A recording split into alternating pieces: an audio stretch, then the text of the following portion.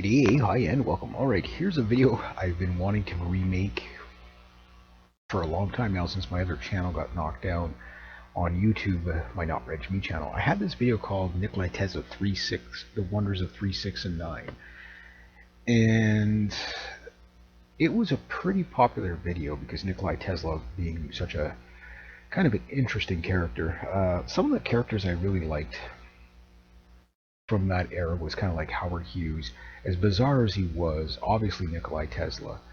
I know Howard Hughes was later on, but you get the idea. They did coexist at the same time, didn't they?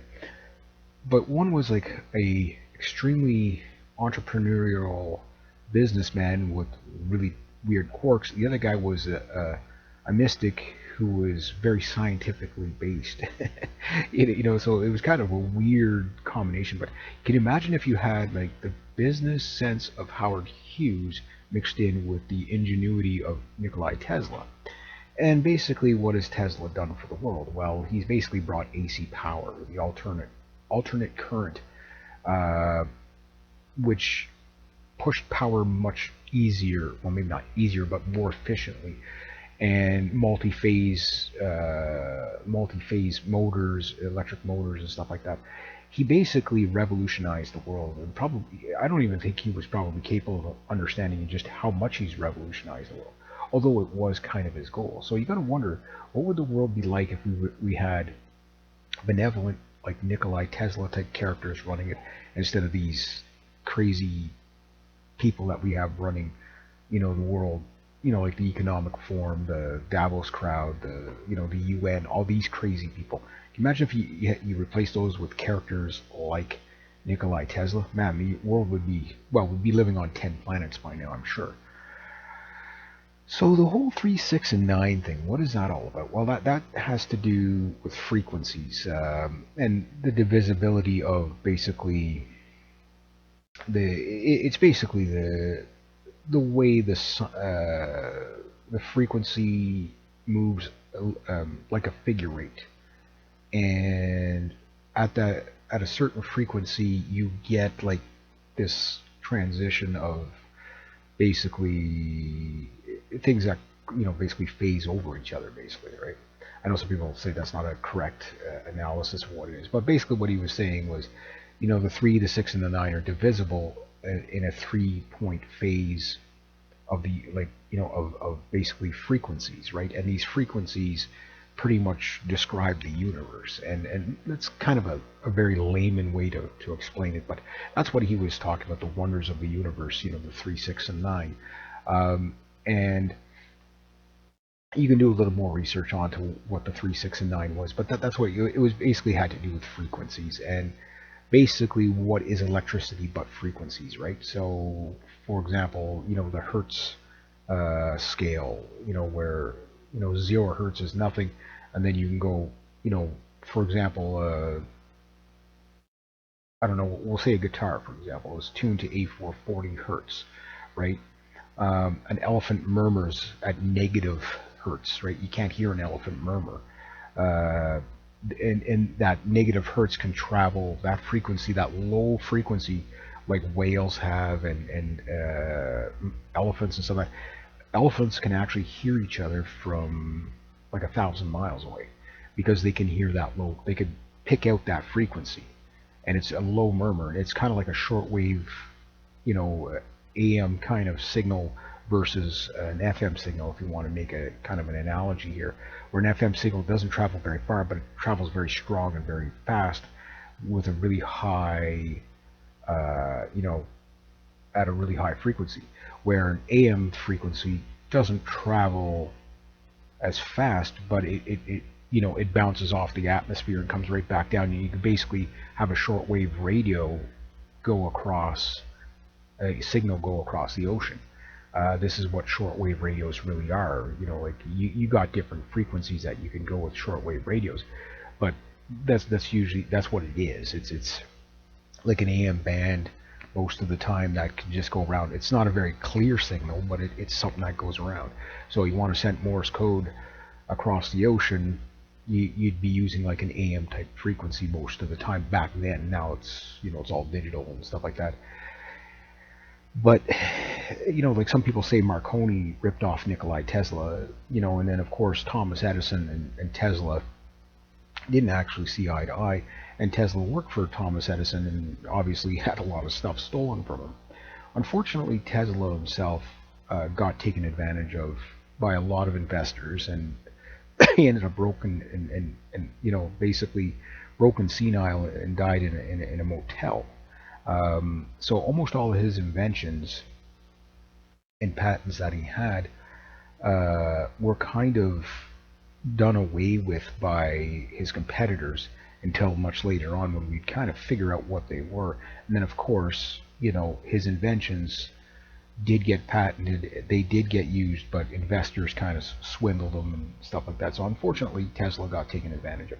But the strange thing about Tesla is you have a scientist who's not only religious, but he's also a guy that believes in, divine powers and extraterrestrials and stuff like that. Tesla often said that he wasn't coming up with the stuff himself, that he believed he would dream it, and he believed aliens were actually giving him the the ability to build this stuff. So he himself never took credit for his inventions. A lot of time it was more like I'm being told to do this stuff by divine powers, and whether you believe that, whether you're not, doesn't matter. That's what he believed, right?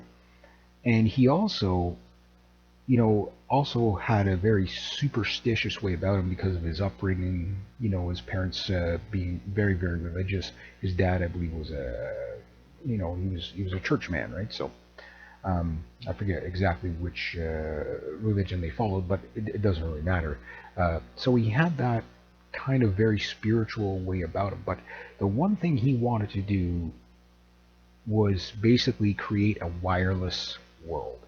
And basically the Tesla coil, which you see the pictures of, he's most known for, but it's probably the thing that he, really didn't develop. He never finished that. The concept, what he was working on, was the idea is to basically control lightning bolts. And rather than have things run on, gasoline power or whatever, it could be just basically a big tower, and it would basically throw a thunderbolt at whatever, like an electric train, an electric airplane, whatever it would be, and it would power this housing, whatever. You wouldn't need all this infrastructure and grid. It would just literally, basically you're creating a death ray, basically. And a lightning machine is what it was. So the idea was to get an arc of electricity and control it so that it could go to a specific place to power something up. Now, the science fits. This is something that can be done to a degree, and it kind of does get done to a degree. We're not at the point where we can completely charge things up or run things completely solely off of this kind of high frequency technology, but this is what it comes down to, is at one frequency you can basically shatter glass. At another frequency, you can basically make plants grow. You know what I mean? Like, strangely enough, I mean, people do argue about, like, for example, the tuning of instruments like guitars and stuff like that at A440 versus A432, which I kind of laugh at, because as a musician, like A432, like you can hit that frequency, without tuning your guitar to it. So, but frequencies can control things. They can, like I say, they can make things move. They can basically, using the frequency of sound, you can basically move mountains if you hit the right frequency. You can basically, when you think about anything that wears out, like when a piece of metal fatigues and it breaks, it usually breaks due to vibration. But what is vibration other than sound, right? So the law of energy, or thermodynamics, says that energy cannot be created nor destroyed. It can only be transferred from one form to another.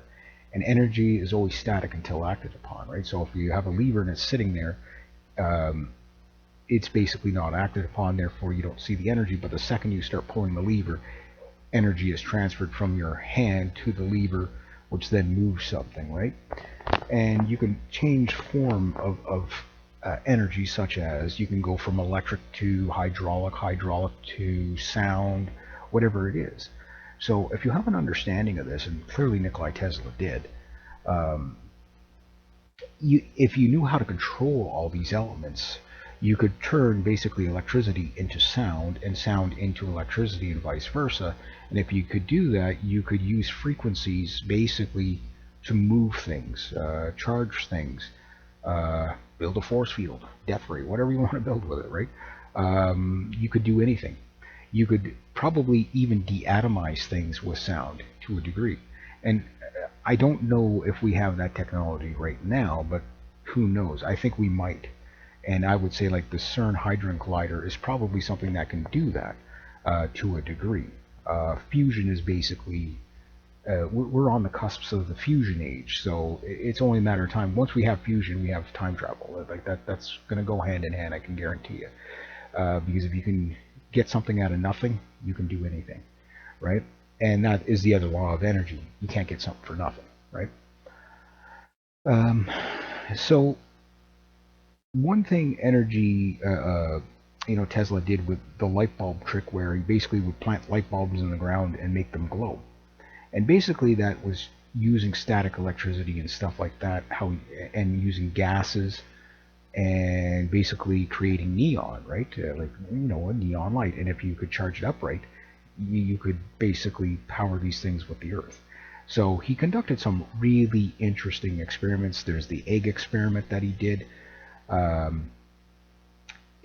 he would use to demonstrate, basically his brilliance and his technology. But the problem is, again, the investors at the time were pretty cutthroat. So, and then of course, working for Thomas Edison, it wasn't, Edison was a businessman. You can love him, you can hate him, whatever. Yeah, he was a businessman, and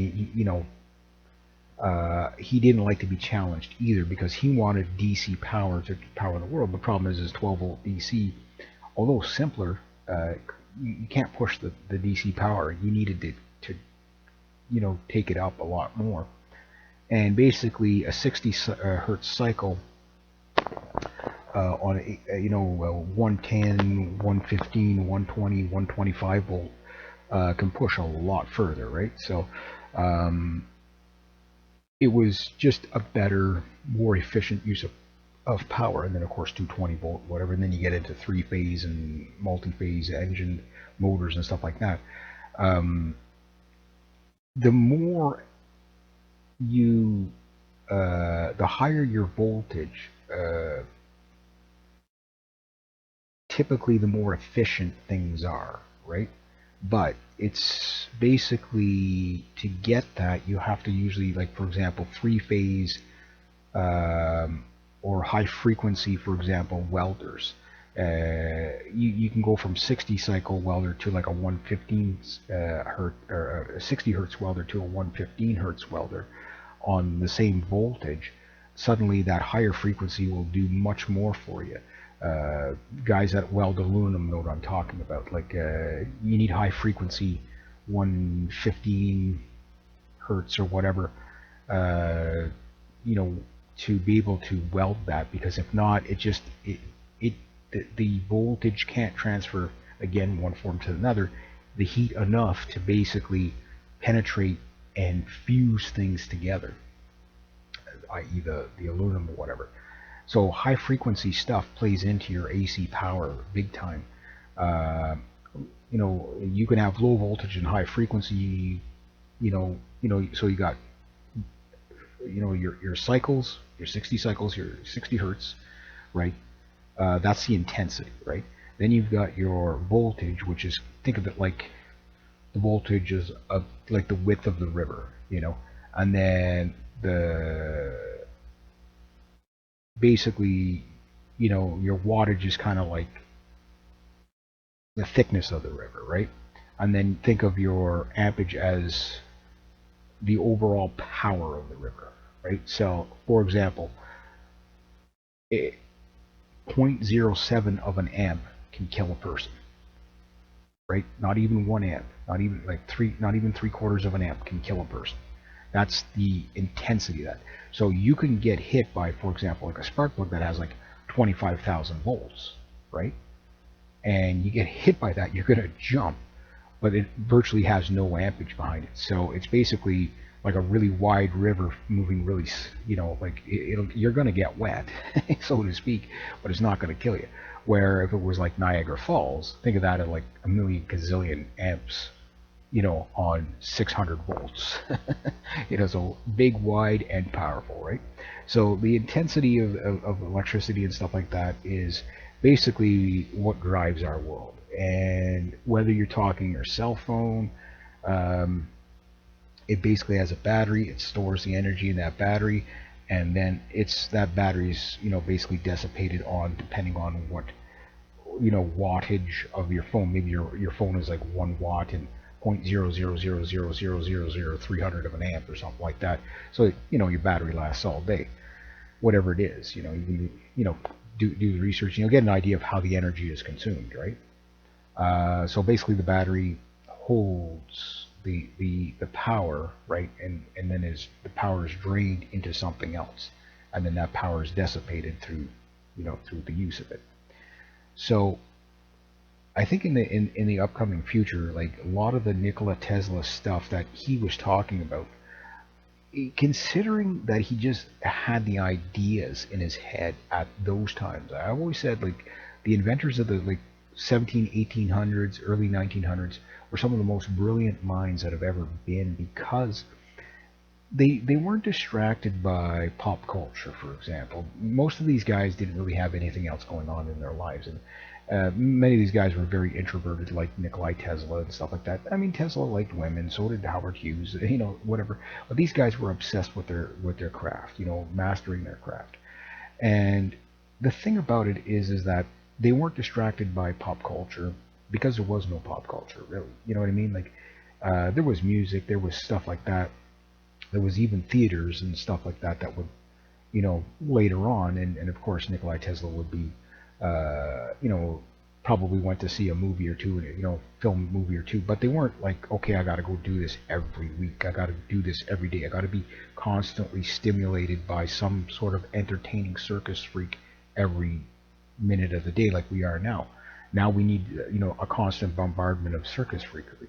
If we don't have it, we get bored and depressed.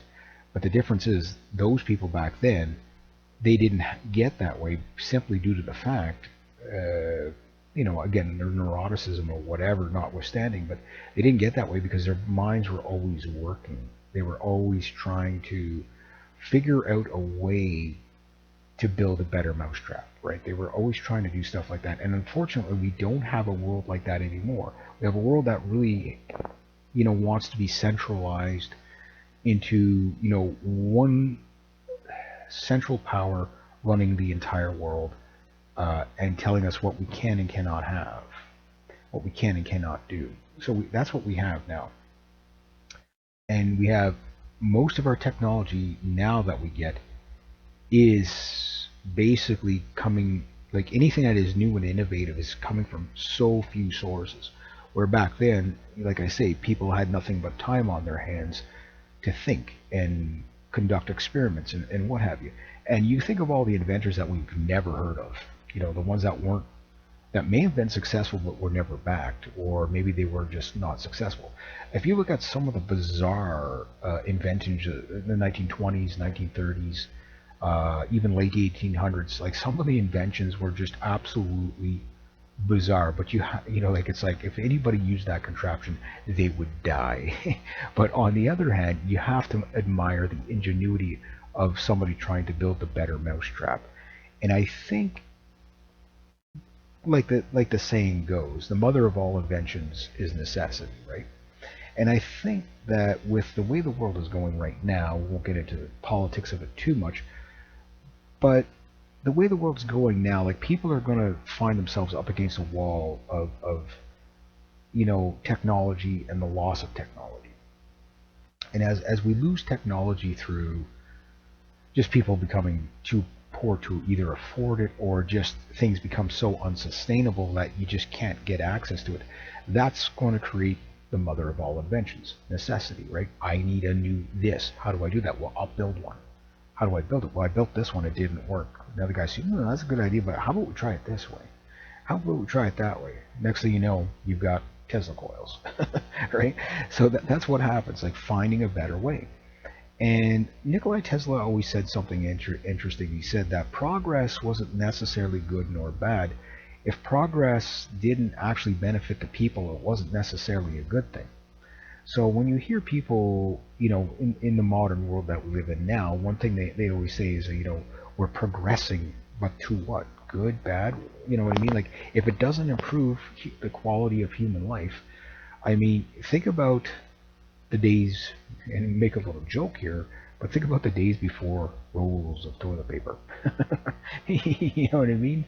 And that wasn't really that long ago. That is a very recent invention, time-wise. Like, I mean, it's 100 and some odd years old. Like, it's not a, people used other things years ago. And you go to the third world, they don't have toilet paper in a lot of those third worlds. So you got to think of the quality of life, just on something as silly as that invention disappearing. Right? So, like, I'm sure people will get innovative and find new things. The French use the bidet, and, basically, it's like, well, we'll just hose your butt off and you'll be fine, right? Yeah, so again, but think about the waste of energy, right? But think of also, like, again, the amount of energy it takes to make one roll of toilet paper. Like, again, people's minds cannot fathom the simplest product and what it takes to make that product. And I try to do it one day just to kind of, like, go down, how far down the rabbit hole does it take to make a spoon? Okay, a metal spoon, that's it. Okay, you would say, well, you just get some metal and you stamp it out, you're good. Okay, but then you have to build a machine to stamp it, right? What machine builds that machine? What machine builds the machine to build the machine to build the machine to build that machine to build the mining machines to build that machine to get the materials to build that material to move those materials to get to the machine that builds the machine to build the machine to build the machine to build the spoon? And that's the shortcut. That's the shortcut answer. This goes on and on and on and on and on and on. It's unbelievable. By the time you get back to the raw resource in the ground, you'll forget what you were talking about in the beginning. It will take you at least an hour just to come up with everything that is needed to build that stupid spoon. That it's unbelievable how much infrastructure it takes to do something like that. Why? Because as we've gotten bigger, we've become less efficient. So we're actually devolving, although it looks like we're evolving technology-wise, we're actually devolving because things are less efficient. So, for example, the Harley-Davidson brothers, when they built their first motorcycle, they pretty much used what was in the area. You know what I mean? And you could probably track it, like 3 ways of Kevin Bacon type of thing to say, okay, well, they bought the steel from this guy who mined it from that guy and whatever, and it was a shorter line. That same invention today is much less efficient. It's much less efficient because it requires almost a global scale to make it. So how can we ever solve our energy needs if we keep making complexities to make things less efficient, right? So some things get more efficient, but then, like, for example, they want driverless cars now, which, driverless Tesla vehicles, Tesla tractor trailers. We'll be talking about tractor trailers in a few videos coming up anyway. But you look at the Tesla tractor trailer, the batteries, the infrastructure it takes to mine all those minerals just to, first you have to go to war with a country, take it over, and then steal their minerals, right? And then you got to create all this mining, and it's just mind-blowing how much infrastructure that's going to take, right? So when you hear of driverless cars and all that stuff, Nikola Tesla was envisioning stuff like that, trains operating, again, on this, lightning bolt that would fire through the air. How it wouldn't kill anybody, I don't, like, I mean, can you imagine, like, you go to step on a train and suddenly, like, the train, basically ground out on it, you'd be vaporized. 100 million volts coming through the air hits the train's fine, and all of a sudden, like, you're the ground when you grab the train. Yeah, so I don't know if he thought about it that far. Like, so again, the second you touch the train, you'd be vaporized by all that electricity, right? It would be almost comically bizarre to watch. You'd just be like, poof, gone. It'd be like watching like a firefly, a fly hitting one of those fly zappers. It'd be just like that. You and that'd be it. You'd be vaporized. So I don't know. He was at the first step of the concept of it. He wasn't at the step of, okay, well, I've got it down pat, and this is what we're going to do. So could we do that today? Could we fire the Thunderbolt through the air? Well, maybe not the Thunderbolt the way Nikola Tesla wanted to do it, but we can fire lasers, and lasers can power things. Maybe not as efficiently as you would think. The most inefficient way to fire a laser, so to speak, into a unit is a solar panel, right? It just takes it takes the sun and the static of the earth, and it goes into the solar panel, and then you transfer that power into whatever. But it's not an intense beam, so the solar panel is big. It's not small, it's very big. And it doesn't really, even the biggest of solar panels on the planet don't really, I mean, don't get me wrong, some of them can put out a couple of amps and kill you. Like, again, there's enough power there to kill you. But it's just loosely grabbing stuff, so it's not like an intense laser beam coming in from a satellite somewhere and powering something up. You know what I mean? It's not like that at all, where that would probably work as long as you could make sure that the laser beam would penetrate, heat up whatever it needs to heat up, i.e. like a steam train, like a modernized version of a steam train, or a sort of like a solar powered unit that could absorb, like a heat sink, absorb something and convert that heat into combustion, whatever it would do to make it power. That could be done as long as you didn't walk in front of that laser beam and get vaporized. So you can see there's a logistics problem there too, right? So it could be done, but it's just, how would you do it safely? That part I don't even think we're even close to. Now picture a fusion reactor firing laser beams across, to like these relay towers, like a Tesla tower, but only with laser beams instead of the actual Thunderbolt, and using that to, delegate. Like, again, somebody wants to go flying today, there's a little, like a little nub on top of the airplane, gets hit, it powers up everything, away you go, you fly to wherever you go, and it just goes from relay to relay tower. And it could do that, or like I say, a satellite that would guide it, whatever. It could be powered up like that, but you would need a hell of a power source to do this, right? And engines would have to be like a tenth the weight they are now, and much lighter and more efficient. So in other words, how do we build a better mousetrap and make it simpler? And I think that's where we're at, is where we're going the wrong way. For example, the Model A Ford was a very simple car. It worked. Now, if we were to build that same Model A Ford today, it'd be the most efficient Model A Ford ever. It would have nothing of what you don't need on it. It would weigh probably a tenth the weight it weighs. Like, it wouldn't be made all of cast iron, you know what I mean, and stuff like that. The wheels would be, the thing would last 10,000 years. But we don't build that because we think that the newer vehicle with all these, 37,000 parts in it is going to be more better. But now every part is lost energy.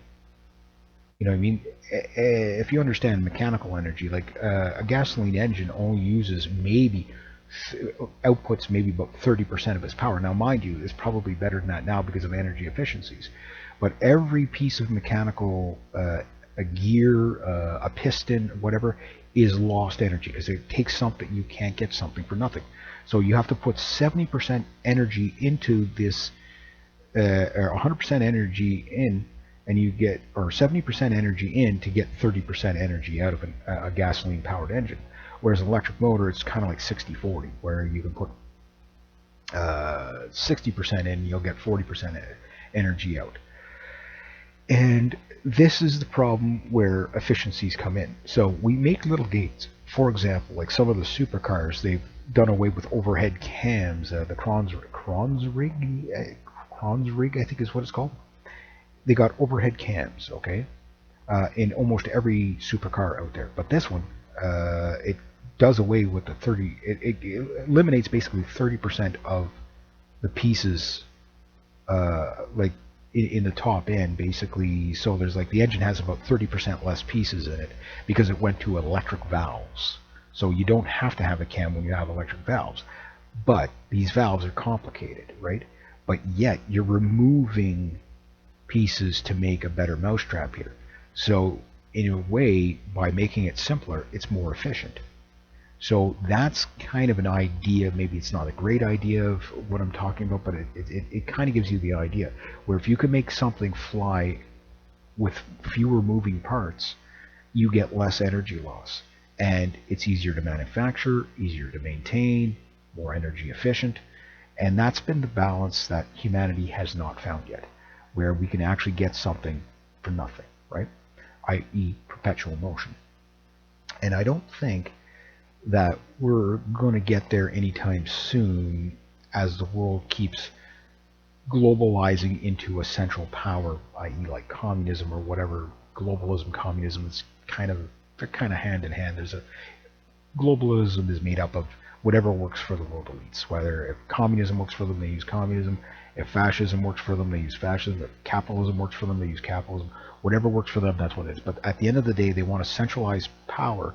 And when you centralize power, you centralize ideas, right? So where Nikola Tesla, one interesting thing about, well, there was many interesting things about it, but an interesting thing about him was he was never felt threatened by the competition. He even said himself, he goes, I don't mind that people steal my ideas. I'm more sad that they can't come up with ideas on their own. So a very nice, witty way to insult people. You know, it's basically he's calling them stupid. You know, which he's not wrong. You know, he's not wrong. He's like, but you know what I mean? Like that. It's a shame that people have to be cutthroat. It's in our nature. It's not something that's going to go away anytime soon, but I think we can do a lot better, right? So with all the quirks and quirks of Nikola Tesla, like, I mean, rather than just doing another biography on him, like everybody else does, I'd rather just kind of talk about what would it be like if we had that mindset that he had. You know, like instead of just, okay, this is just about the mighty dollar. Yes, money makes the world go round. We know that, and you have to fund your projects. But if we could get projects that would just be benevolent, you know what I mean? Like, you're telling me that we can't solve world hunger right now? Well, here's an interesting thing. Yes, we can. It's not a matter of can we not grow enough food. We can grow enough food in one country to feed the entire planet 10 times over, and most people would be throwing up with more food than, like, Canada here could feed the entire world. We could feed the entire world if we wanted to. We could probably, with just hydroelectric, if we could have substations around the world, we could power the entire world with just what we have here. It's just it's not cost effective to do so. But is it not cost effective or just not innovative enough? You tell me. I mean, Iceland could probably power the entire world just using geothermal technology of you know, steam power from the volcanoes that they use, which is brilliant. I mean, there's something super, super innovative right there and efficient, unless the volcano either erupts and takes out the power station in the island, or the volcano goes away, you know. But, you know, like, you know what I mean? You're telling me with all the volcanic activity around the world, we haven't figured out how to use that energy? All the methane that's being released, you know, around the world, particularly in the Arctic and stuff like that, it's not the threat that people say it is. It's an issue, but I mean, it's been releasing for millions of years, so I'm not worried about it. But how do we make money on it? How do we use it efficiently? How can we capitalize on that? Why not use it? It's there, right? So we don't focus on those things. We focus on, again, when you have a handful of people, you know, the investor class saying, oh, we need to do this and we need to do that. These people are not innovative like a Nikola Tesla type character, where they could look at something and say, hey, how do we make that more efficient? You know, and again, simpler is always going to be better long term because it's sustainable. So for me, rather than building another car, like, for example, why the heck did we ever put catalytic converters on cars? You know, I mean, those things right now, you can look from outer space. You can see all the Ford F-150s sitting in a big giant parking lot because they can't get microchips. That was never a problem for Henry Ford you know, even up to the 1950s, the cars were made simpler. Yeah, maybe they're a lot more innovative today, but using simpler materials. The car was all either a little bit of leather, a little bit of fabric, and the rest was all steel. You know what I mean? Steel or cast iron or aluminum. That was pretty much what a car was. Now it's plastics. It's rare earth metals. It's all kinds of weird stuff. It's every kind of a different grade level of metal and stuff like that. Now, I'm not saying that I'm against the technology of like a BMW car. You know, they're engineering very interestingly engineered. Maybe they're not the most reliable car, but they are very interesting. I'm not against that. What I'm against is that how inefficient it has become. And I'm not just picking on BMWs. This is any car manufacturer, whether it's a Kia, whether it's a Honda, whether it's a Ford, whether it's a Dodge. Dodge is probably the least efficient because they big engines. Why everybody's talking about, hey, we're going to go green and we're going to go with like battery powered cars. Dodge is looking at their car line and say, hey, I think the Hellcat engine fits in that too. I wonder what Nikolai Tesla would have made of a Dodge Hellcat. I think. Can you imagine the grin on his face seeing that kind of power? I wonder what he would. I wonder what he would do, sitting in the driver's seat of a Hellcat, taking it and just like ripping that 700 horsepower, 800 horsepower down the road, getting out of things, standing back, looking at it, and going, "That's amazing. How can I make it better?" You know. I wonder what he would do. You know what I mean? You got to wonder what somebody like that from back then would think of our technology now. Would he just go, "That's impressive, but it'd be so much better if it was, this instead of that," right? I don't know. I don't know. Will we ever get a Nikolai Tesla character again? I think we have all kinds of people like that. Like backyard inventors are really, really interesting. I laugh sometimes when I talk to people that have no idea the technology that's just available on the planet right now that 5-year-olds can make. It's just kind of like I've been saying for years now, at least for the last 25 years, the T100 has been obsolete. Meaning we've been able to build the T100. You see the DARPA robots now doing synchronized backflips. Yeah, we're in trouble. And then of course we've got like Island of Dr. Moreau kind of stuff where you have these battery powered organs, a liver, a spleen, what do you call it, a heart, lungs. These are made from human tissue, and I wish I could find that video again. They were doing it either in Japan or South Korea. I can't remember where. And this is the stuff that they're letting the people see, and it had these little, basically very simple. It was basically heart, liver, lungs, all that, and gallbladder, kidney, and you put it together like a mechanical kit. But when you did, it was all like these little plugins, and it sent in like a pulse, right? So another thing, so everything starts working. You know what I mean? Basically, these little tiny like watch-sized batteries were powering this blob of synthetic meat, basically, or actually real meat. It was real human tissue, and it was basically like, okay, well, we can now make hearts and stuff like that. Now, mind you, it's still in the scientific phase, but that's where we're at. That's like Bride or Reanimator stuff. It's like, that is crazy. And then of course you've got liquid metal. So the T1000, we haven't built it yet, but we have all the ingredients to build it. Graphene oxide, I know, is a little bit on the controversial side right now, but that stuff reacts to, guess what, frequencies. 369, here we go. So you get the right frequency, that thing will stand on its end. Now what happens when they can get an AI algorithm to the proper frequency to actually get the liquid metal, which graphene oxide is one of them, and turn it into a T1000. I don't know. Are we there? I don't know. You tell me. It's all about efficiency at this point.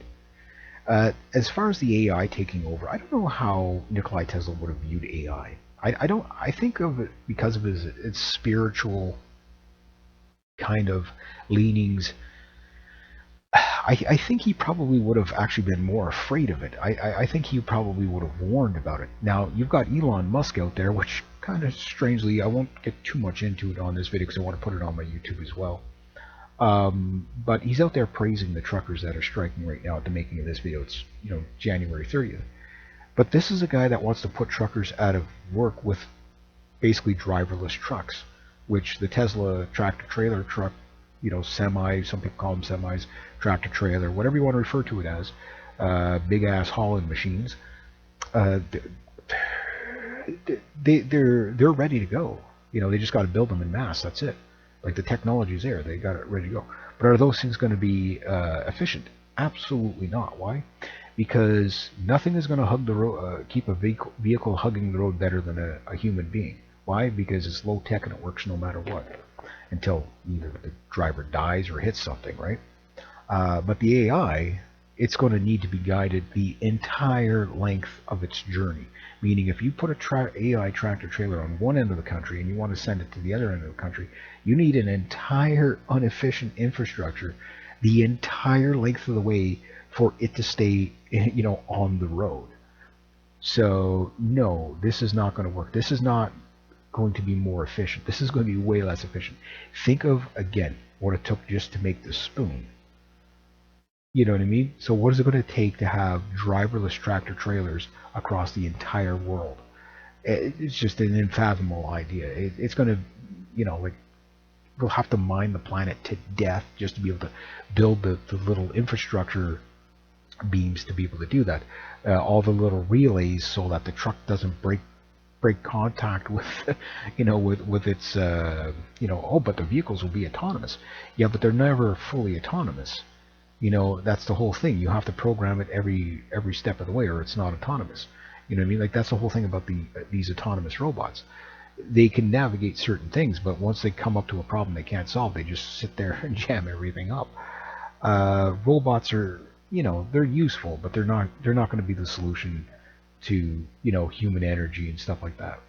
Now, as far as fusion, we are at the beginning of a strange time in history where we have what I call proto-humans, where these are the people that they're using their brains a little bit more than the average person, where they can kind of, you might want to call them many different things, and I won't label them just because it's no point, but these are the people that are right-hand path. These are people that are really looking how to survive, and they're going to find innovation through that.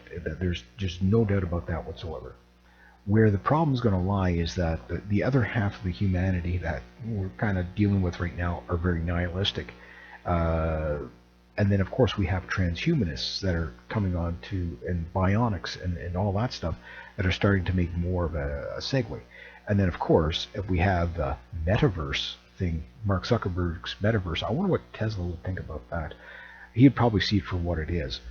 But you have to understand what that whole metaverse thing is, in the the VR goggles, like live your life on VR goggles. Well, that's just a death sentence. Spending all day in a fantasy world until you probably would die in those things and not even know you died. You know what I mean? Like you'd oh, I'm hungry. Well, I'm gonna go get my virtual burger. And 3 days later, you're dead because you starved to death. Or you forgot to drink water or something like that. And your brain is going to be fooled by these things, right? When you put them on, at some point it will be literally like the Matrix movie, where you won't know you're in a virtual reality. And I know that's going to happen, and here's why. Years ago, there was a video game that came out. It was called Second Life, and it was on the internet, and it was free and all that. And there's all kinds of spin-offs of it now. It's kind of like a Sim City thing, but instead you get to be a character of your own choosing. You get to be your alter ego, and there's nothing more dangerous than appealing to a human being's ego, because when you do this, right, narcissism takes over to the point of nihilism, where I can be anything I want, I can do anything I want, or whatever. Now the problem is when this is not in reality and it's in the virtual world, well, what we saw was all these people getting addicted to this video game called Second Life. And I had a friend that was addicted to it, and he literally wouldn't leave the house unless he had to. It was weird because he'd be like, oh, I got like $10,000 worth of clothes today, and I got a new sports car, and I got, like, in the video game. Not in the real world. Like, it was bizarre to see. I think he's better now, obviously, but I haven't talked to him in a while. But it was bizarre to see. And I remember that even on the news they were saying, yeah, people were like not going to their jobs and stuff like that because they were so addicted to this game. And I'm just like, and they want to bring in VR goggles, on top of that. And that's what I think the Zuckerbergs of the world are up to. Now, Zuckerberg is a control freak. He's not innovative. He really isn't. Like Nikola Tesla would probably never build something like that for that nefarious. Like, he would build it for a heart. He'd build a VR system to help a heart surgery. You know what I mean? Like, he would do something like that, not to build something that could be used just for your, the entitlement of the circus freak to keep your ego happy, right? We've got to be stimulated all the time. Because again, his mind didn't work like that. His mind was trying to invent something forward thinking, right hand path. How do I make a better world? How do I get that lightning bolt over to the train so I can get people from one point of the country to the other? This is a hell of a puzzle to solve. And how do I do it efficiently, right? And that was Nikola Tesla. Mark Zuckerberg is, how do I get people worshiping my tech, my tech company? How do I get them to tune out of reality and not be productive in society? So you got to look at that and say, wow, that's where we're at. So those people are as good as dead, if you ask me. Like, I'm not saying it to be insulting or rude or anything like that. I'm saying it as that's the warning. Like, do not go into the metaverse because you're going to die there. And Elon Musk, I kind of find it a bit insulting that he's got the Tesla company, because Elon Musk, love him or hate him, he is definitely not on the side of humanity. He is a transhumanist. And some of the new humans we're going to be seeing, obviously we have the nihilistic people. We see them all over the streets protesting, SJW causes or whatever. These are the people that are like, they have what I call the suicide gene. Yes, we'd have to do a study on it, but I think there's some people in humanity, it's probably just nature's way of calling the herd, that have to be genocidal, suicidal, self-harming. These are the people that they have all the addiction problems. They're always depressed. You can give them $1 million and they'll still be bitching. I mean, these people are nihilistic to the core. Nothing is ever good enough for them. And these people tend to be very left-hand path, very self-destructive, very, very unhealthy. I don't know if there's a way to get these people out of that. Maybe there is, but I think they're genetically predisposed to do that. And because of that, the big problem is very simple. Society is crumbling because of all these people that just want, they're crying like a bunch of babies, pay attention to me, I need to be stimulated, I'm so depressed, blah, blah, blah, because they don't use their minds. They're basically, they're their own worst enemy. They're traumatizing themselves, right? So we have that massive group of humanity that can't take care of itself, right? And they have zero innovation skills. In other words, they can't feed themselves. If it ever comes to it, they will not find a way to feed themselves. And then you've got the transhumanists, the Elon Musk. Like, again, if Elon Musk was given the green light to just basically chip every human being, he would do it the same way Mark Zuckerberg would, or the Chinese government, or our governments, or whoever, right? So yeah, that's. But then you have these right-hand path people that are going to find solutions because they're getting ousted of this metaverse world anyway. So they're going to have to find a way to create their own energy, create their own things. So perhaps maybe we need to kind of revisit what the concept of Nikola Tesla, rather than exactly what he did, because his experiments, as great as they were at their time, they can be done better now. They're not obsolete. Like, AC power is still a thing, but maybe we need to start moving towards fusion. Problem with fusion is the second we create fusion, and we've come close. I think the French have they've got this. It's like 600-acre facility where they've created like 1/10 of a second of fusion. So if they can do 1/10 of a second, they can do an eternity, right? It's just, when did they do it? Now, CERN, I don't think, is a fusion machine. I think that's something to open up portholes and, stuff like that. Bend the fabric of space. That's what they say it's supposed to do. Basically, i.e. create black holes on the Earth, which I'm not saying it's a dumb idea, but if they get it right, we're fucked. Sorry for the language, but there's no other way to simplify it. Like that is the scientific term we're going to use here. Is if they get it right, we're screwed. We're super screwed, right? Because they're basically going to implode the Earth. But fusion, the problem with fusion is if we crack that barrier of fusion, and maybe I'll leave the video somewhere around this. How do we contain it? Like, picture, okay, the laws of energy. You can't get something for nothing. But what happens if you can? How do you stabilize something that can build its own power? How do you contain it from, and stabilize it so it doesn't just keep building? How do you turn the damn thing off? Right? This is a question that mad scientists never ask. Like, how do you turn it off? Like, is that a Pandora's box? Like, maybe that's why we don't find civilizations out there in space, is because they get to that point where they create fusion and it implodes their planet, or they supernova their planet, right? It just builds so much energy that it creates another big bang, and maybe that's how our universes get created, where we just keep blowing ourselves up and creating new universes. I don't know. You tell me, right? But if we ever do get to that point where we have unlimited power, and we can shut down the coal, we can shut down, gas, we can shut down all that stuff. We'll still have to use the other stuff just to get rid of it, or else we're going to run into other problems, right? But let's say we can have free energy around the world. And this was a concept Nikola Tesla had too, was to basically free energy for everybody, right? Then suddenly we have a new problem, because if you didn't have to work for your energy, who would maintain it? And if you could maintain it, how do you stop it from being weaponized? Like, how do you stop a fusion machine from not becoming the next, like Archimedes' death ray, right? Like, how do you not use it for that? Lot of things to consider here. So maybe it's better that we don't have that. I think if we could get, say, 90% efficient, that would be scary enough.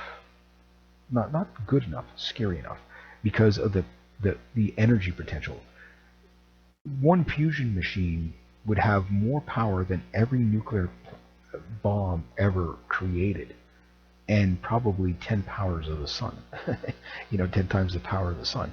So you got to think about what kind of energy that is. Like, that is just so dangerous, especially with the lunatics that we have. They'd vaporize us all, But I guess only time will tell. So anyway, I hope you guys enjoyed this video.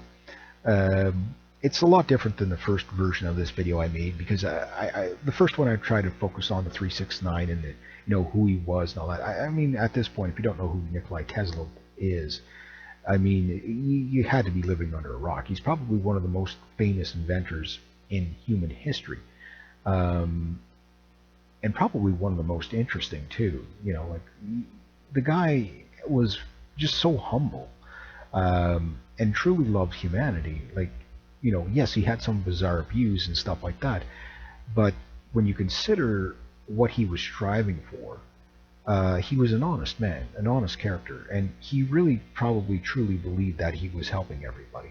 And I don't think he would even grab the concept of how much he's molded our world with AC power, and like, he would probably be blown away to see how it's so inefficiently used.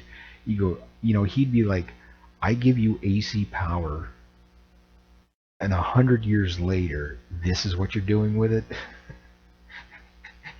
Metaverse and cell phones. Like, really? Like, that? This is the best you can come up with? I gave you the universe, and this is the best you can come up with? But again, that's just the way it goes, I guess, till the next Tesla comes along. So anyway, if you like this kind of content, hopefully you do, there's all kinds of links down below to help support the channel. If you're on my BitChute, please go over to my Professional Canadian Beaver Walker channel. Link is down below, and subscribe there. And if you're on my Professional Canadian Beaver Walker channel, please follow the link over to my BitChute, and you'll get my my kind of more sensitive topics, if you want to say that. There's also a blogger link down below. You can follow that, and I don't put much there, but it's something. Next to that, rate, subscribe, share, comment, like, be true to yourself, be true to others. Always do the right thing, and have yourselves a great day, eh?